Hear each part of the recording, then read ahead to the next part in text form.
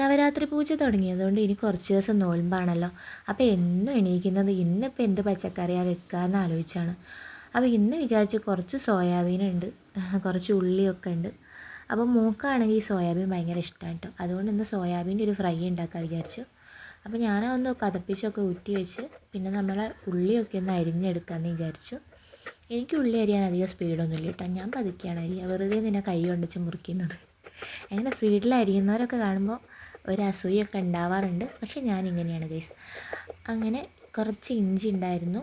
പിന്നെ ഒരുപാട് ആർഭാടാക്കിയില്ല കേട്ടോ ഞാൻ സോയാബീൻ ഫ്രൈ. കാരണം എനിക്ക് മൂക്കും മാത്രമാണ്. വേറെ ഗസ്റ്റൊക്കെ ഉണ്ടെങ്കിൽ ഞാൻ കുറച്ച് ആർഭാടാക്കിയാണ് ഉണ്ടാക്കുക. ഇതിപ്പോൾ ഞങ്ങളങ്ങ് അഡ്ജസ്റ്റ് ചെയ്തോളൂ. എനിക്ക് അതിൻ്റെ ഒരു ടേസ്റ്റ് കിട്ടിയാൽ മതി. എനിക്ക് സത്യം പറഞ്ഞാൽ ഒരു മുളക് ചമ്മന്തി ആയാലും മതി ചോറുണ്ണാൻ. അങ്ങനെ നമുക്കിത് അടുപ്പത്തേക്ക് വെക്കുന്ന പരിപാടിയാണ് അടുത്തത്. ഈ ചീനച്ചട്ടി എൻ്റെ ഫേവറേറ്റ് ആണ് കേട്ടോ. ഇങ്ങനത്തെ ഫ്രൈകളൊക്കെ ഉണ്ടാക്കുമ്പോൾ അതിൻ്റെ അടുത്ത് അന്നപ്പോഴേക്ക് ഒരു കോള് വന്നു ഗൈസ്. അങ്ങനെ ഞാൻ ഈ ചീനച്ചട്ടി ഫ്രൈ ഉണ്ടാക്കി ഭയങ്കര ഫേവറേറ്റാന്ന് പറഞ്ഞു.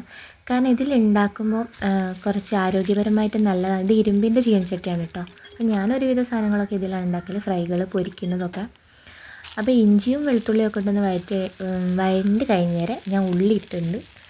ഈ ഉള്ളി ഇടുമ്പോൾ ഞാൻ കുറച്ച് ഉപ്പിടാറുണ്ട്, വേഗം വേവുന്നൊക്കെ അമ്മയൊക്കെ പറഞ്ഞ് കേട്ടിട്ടുണ്ട്. അപ്പോൾ ഞാൻ കുറച്ച് ഉപ്പൊക്കെ ഇട്ട് നല്ല സെറ്റാക്കി മൂടി വെച്ച് വേവിച്ചു. എന്നിട്ട് കുറച്ച് കഴിഞ്ഞിട്ട് തുറന്ന് നോക്കുമ്പോൾ സെറ്റായിട്ടുണ്ട്, വാടിയിട്ടുണ്ട്. അപ്പോൾ മഞ്ഞൾപ്പൊടി, മുളക് പൊടി, മല്ലിപ്പൊടി, നമ്മുടെ ആചാരം ഒക്കെ കഴിച്ച് അതെല്ലാം അതിലിട്ട് നല്ലോണം എനിക്കിതിൻ്റെ കുത്തൽ മണം മാറുന്ന വരെ ഞാൻ ഇളക്കി കൊടുക്കലുണ്ട് കേട്ടോ. പിന്നെ കുറച്ച് എഡിറ്റ് ചെയ്തുകൊണ്ട് നിങ്ങൾ ആ ഇളക്കൽ മൊത്തം കാണില്ല. ഞാൻ നന്നായിട്ട് ഇളക്കി കൊടുത്ത് ആ ഒരു കുത്തൽ മണമൊക്കെ പോയതിന് ശേഷമാണ് സോയാബീൻ ഇടാറ്.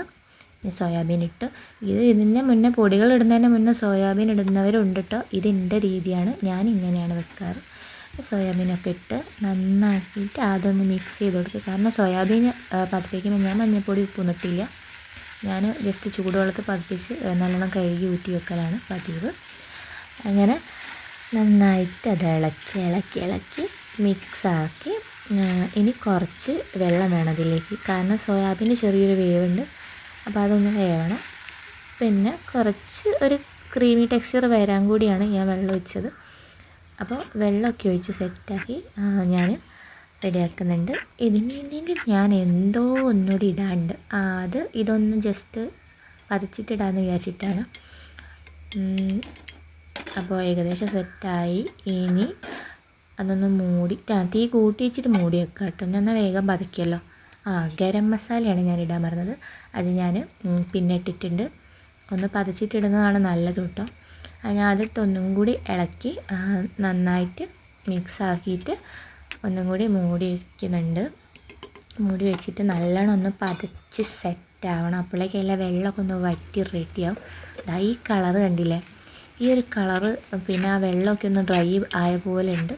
അങ്ങനെയാകുമ്പോൾ സെറ്റാണ്. ഈ കളറ് കിട്ടാൻ വേണ്ടിയിട്ടാണ് കേട്ടോ ഞാൻ ഈ ചീനച്ചട്ടിയിൽ മെയിനായിട്ട് ഇടാറ്.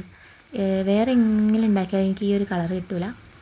ഇത് കാണുമ്പോൾ തന്നെ തിന്നാൻ തോന്നും. നല്ല രസമില്ലേ ഗൈസ്? Okay, bye bye. അത്രയേ ഉള്ളൂ.